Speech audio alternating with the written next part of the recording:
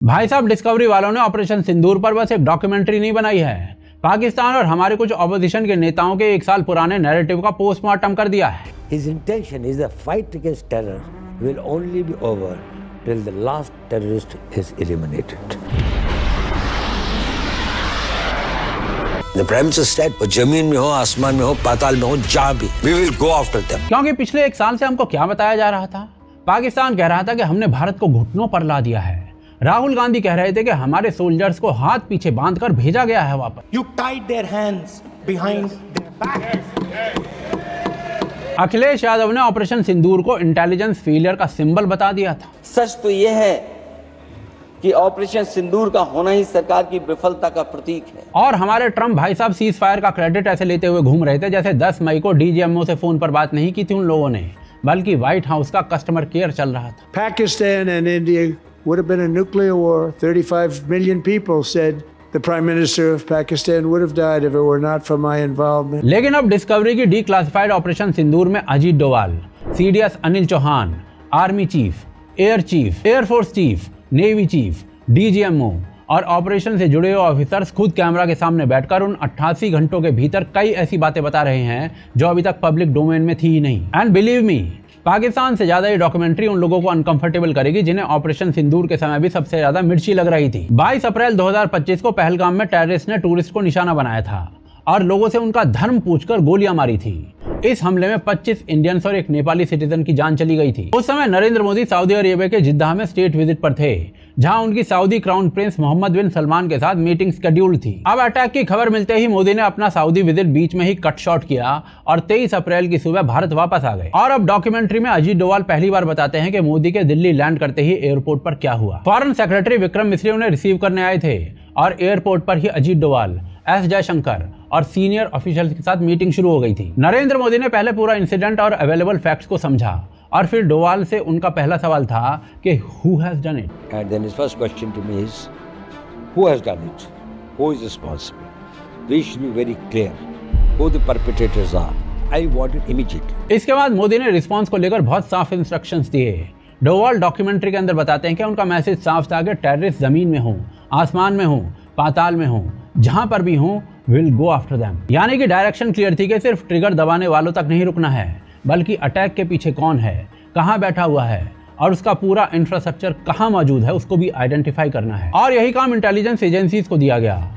डोवाल के मुताबिक एजेंसीज ने बहुत कम समय में परपेट्रेटर्स और उनके टेरर इंफ्रास्ट्रक्चर को नैरो डाउन करना शुरू कर दिया और आखिरकार 9 मेजर फाइनल टारगेट सेट किए गए, जिनमें से 5 पाक ऑक्युपाइड कश्मीर में थे और 4 पाकिस्तान के अंदर थे। इन टारगेट्स को एयरफोर्स को सिर्फ इसलिए नहीं दिया गया था क्योंकि मामला पाकिस्तान के अंदर का था।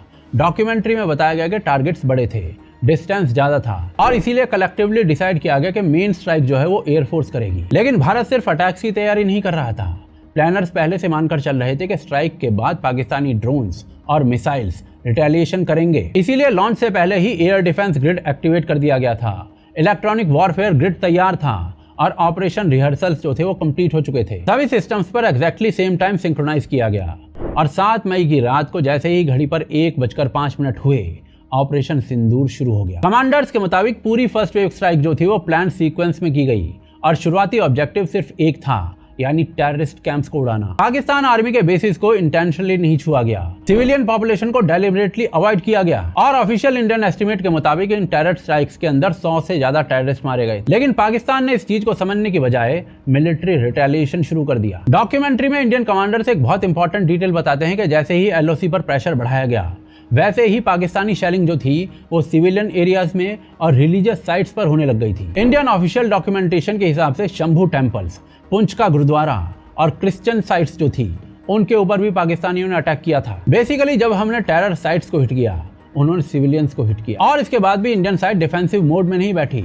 डॉक्यूमेंट्री के मुताबिक इंटेलिजेंस मिली कि पाकिस्तान अपना ऑपरेशन बुनियान अल मरसूस लॉन्च करने वाला है और उसने लगभग 48 घंटों के अंदर भारत को घुटनों पर लाने की प्लानिंग कर ली थी। लेकिन 10 मई की सुबह उसके पूरी तरीके से लॉन्च होने से पहले ही इंडियन एयरफोर्स ने पाकिस्तानी मिलिट्री इंफ्रास्ट्रक्चर पर अटैक शुरू कर दिया और इस बार टेररिस्ट कैंप्स नहीं, 11 पाकिस्तानी एयरफील्ड्स, रडार साइट्स और command and control infrastructure Bharat के टारगेट पर थे। एक कमांडर डॉक्यूमेंट्री में बताते हैं कि पाकिस्तान को लगभग 1200 किलोमीटर के फ्रंट पर एंगेज किया गया और स्ट्राइक्स लगभग 200 किलोमीटर डीप तक गई और पाकिस्तान के लिए सबसे पेनफुल नाम था नूर खान। रावलपिंडी का नूर खान एयरबेस पाकिस्तान के मिलिट्री कमांड इकोसिस्टम के बेहद करीब है। वाशिंगटन पोस्ट ने कमर्शियल सैटेलाइट इमेजरी को एनालाइज करके कम से कम 6 पाकिस्तानी एयरफील्ड्स पर जबरदस्त डैमेज को आइडेंटिफाई किया था, जिनमें 3 हैंगर्स, 2 रनवेज और 2 मोबाइल कंट्रोल बिल्डिंग्स भी थी, और नूर खान भी डैमेज साइट्स में से था। तो भाई साहब, पाकिस्तान अपनी जनता को चाहे कितना भी बता दे कि उसने भारत को घुटनों पर ला दिया था, ग्राउंड पर उसके टेरर सेंटर्स हिट हुए, मिलिट्री इंफ्रास्ट्रक्चर हिट हुआ और इंडिपेंडेंट सैटेलाइट्स तक ने उसके डैमेज को रिकॉर्ड किया। और सबसे मजेदार बात यह है कि पाकिस्तान का पूरा विक्ट्री नैरेटिव जो है वो 6 भारत के एयरक्राफ्ट को गिराने पर टिका हुआ है, जिसका कोई कॉन्क्रीट पब्लिक प्रूफ पाकिस्तान लंबे समय से नहीं दिखा पाया है। इसके बाद पाकिस्तान खुद सीज फायर के लिए आगे आया और दोनों साइड्स ने ऑपरेशन बंद की। और इसीलिए फैक्ट है कि पाकिस्तान के लिए ऑपरेशन सिंदूर किसी बुरे सपने से कम नहीं था, क्योंकि इस ऑपरेशन ने सिर्फ उसके टेरर कैंप्स या फिर एयरबेस को हिट नहीं किया, बल्कि इस पूरी स्ट्रैटेजी को चैलेंज कर दिया जिस पर पाकिस्तान दशकों से भारत के खिलाफ खेलता आया है। पाकिस्तान का मॉडल हमेशा से सिंपल रहा है, डायरेक्ट कन्वेंशनल वॉर में भारत से लड़ना महंगा है, इसीलिए टेररिस्ट और प्रॉक्सी ग्रुप्स के जरिए भारत को छोटे छोटे घाव देते रहे। अटैक्स के बाद रिस्पॉन्सिबिलिटी को डिनाई कर दो, इंटरनेशनल प्रेशर आने तक मामला ठंडा पड़ा रहने दो और कुछ साल बाद वही साइकिल फिर से रिपीट कर दो। और ऑनेस्टली लंबे समय तक ये मॉडल काम भी करता रहा है। 1999 में IC-814 हाईजैक हुआ और भारत को 3 टेररिस्ट रिलीज करने पड़े। 2001 में पार्लियामेंट अटैक हुआ। इसके बाद 2006 में मुंबई ट्रेन ब्लास्ट में 180 से ज्यादा लोग मारे गए। फिर 2008 में 26/11 हुआ और 166 लोगों की जान चली गई। लेकिन इन सब के बावजूद पाकिस्तान के अंदर भारत की तरफ से कोई रिटेलिएशन नहीं हुआ था। हम लोग डॉजियर देते रहे, एविडेंस देते रहे, डिप्लोमेटिक प्रेशर बनाते रहे और पाकिस्तान हर बार इन्वेस्टिगेशन और डिनाइल के बीच में मामला घुमाता रहा। मतलब जिस पाकिस्तान से आए आतंकवादियों ने मुंबई के अंदर 3 दिन तक नरसंहार किया, उनके साथ कुछ ही दिन में हमने मोमबत्ती जलानी शुरू कर दी। लेकिन 2016 के उरी अटैक के बाद यह पैटर्न पहली बार टूटना शुरू हुआ। भारत ने LOC क्रॉस करके सर्जिकल स्ट्राइक्स की। 2019 में पुलवामा के बाद दूसरा बैरियर टूटा, जब इंडियन एयरफोर्स ने बालाकोट में पाकिस्तान के इंटरनेशनल बॉर्डर के अंदर जाकर स्ट्राइक्स कर डाली। और ऑपरेशन सिंदूर में तीसरा बैरियर भी टूट गया। इस बार भारत ने सिर्फ यही नहीं कहा कि टेरर कैंप्स पाकिस्तान में होगा तो हम वहां पर आएंगे।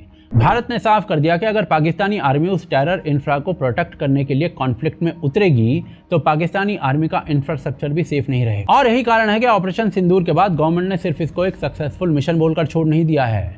नरेंद्र मोदी ने इसे भारत का नया नॉर्मल बताया है। और इस न्यू डॉक्ट्रिन के 3 बहुत क्लियर रूल्स रखे गए हैं।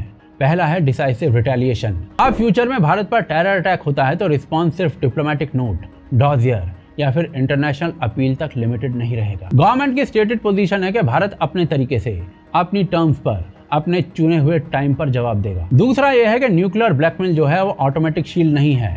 पाकिस्तान दशकों से अपनी न्यूक्लियर कैपेबिलिटी को स्ट्रैटेजिक इंश्योरेंस की तरह इस्तेमाल करता आया है, लेकिन अब भारत इन धमकियों के बाद भी बदला लेता है। इसका मतलब ये बिल्कुल नहीं है कि न्यूक्लियर वेपन्स इररेलेवेंट हो गए हैं, ऐसा नहीं है। लेकिन पाकिस्तान अब ये एज्यूम नहीं कर सकता कि न्यूक्लियर थ्रेट दिखाने के बाद भारत कन्वेंशनल रिटेलिएशन से पीछे हट जाएगा। और तीसरा रूल पाकिस्तान के लिए शायद सबसे डेंजरस है। टेररिस्ट और उसके स्टेट स्पॉन्सर्स को अलग अलग नहीं देखा जाएगा। पाकिस्तान का सबसे पुराना डिफेंस यही रहा है कि लश्कर, जैश या फिर कोई दूसरा ग्रुप अटैक करे तो उसको ये नहीं समझा जा सकता कि पाकिस्तान गवर्नमेंट या फिर पाकिस्तानी आर्मी ने अटैक किया है। लेकिन ऑपरेशन सिंदूर के बाद भारत का ऑफिशियल स्टैंड है कि टेररिज्म स्पॉन्सर करने वाली गवर्नमेंट और टेरर माइंडसेट के बीच में आर्टिफिशियल डिस्टिंक्शन अब नहीं रखा जाएगा। और इसका सबसे एम्बैरेसिंग विजुअल जो था खुद ऑपरेशन सिंदूर के बाद देखने को मिला। भारत ने जिन टेररिस्ट को स्ट्राइक्स में मारे जाने का दावा किया, उनके फ्यूनरल्स में पाकिस्तानी मिलिट्री के ऑफिशियल्स तक दिखाई दिए थे। बेसिकली पहले पाकिस्तान के सामने सवाल होता था कि भारत रिटेलिएट करेगा या नहीं। अब सवाल है कि भारत रिटेलिएट करेगा तो किस लेवल तक जाकर करेगा। और यही चीज पाकिस्तान को भारत में आतंकवाद फैलाने से पहले 10 बार सोचने पर मजबूर करती है।